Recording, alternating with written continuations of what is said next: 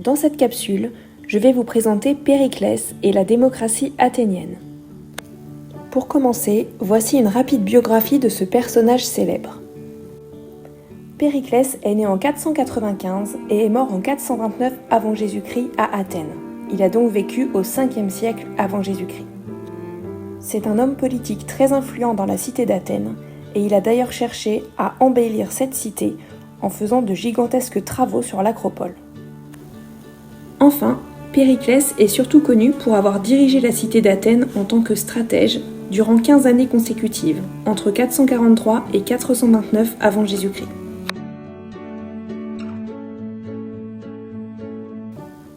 D'après Thucydide, historien grec contemporain de Périclès, celui-ci a tout d'un grand homme d'État. Il est respecté par son entourage, intelligent, désintéressé, ce qui signifie qu'il ne souhaite pas absolument conserver le pouvoir. Il attache une grande importance à la liberté des citoyens. Il est honnête et dispose d'une autorité personnelle qui force justement le respect.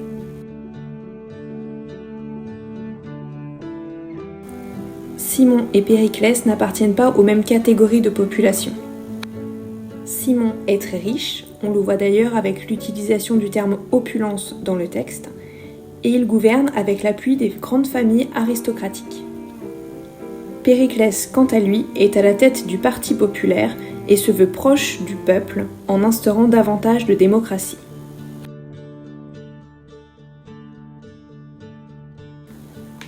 C'est pour que tous les citoyens puissent participer activement au gouvernement de la cité que Périclès décide de créer le Mistos en 450 avant Jésus-Christ.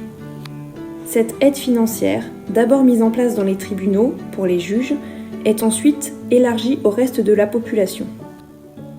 Elle permet aux citoyens qui travaillent à côté de participer au débat de l'Assemblée sans perdre d'argent. Cela engendre donc une plus grande participation des citoyens et permet ainsi de perfectionner la démocratie.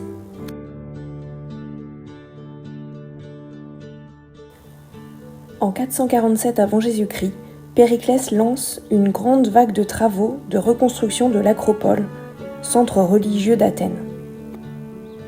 Il y fait construire beaucoup de temples dédiés à la déesse Athéna, déesse protectrice de la cité, et notamment le plus important de tous, le Parthénon.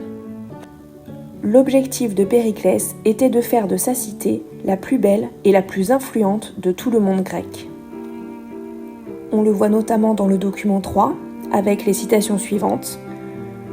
Mais ce qui causa le plus de plaisir à Athènes, l'embellit le plus et frappa d'admiration le reste des hommes.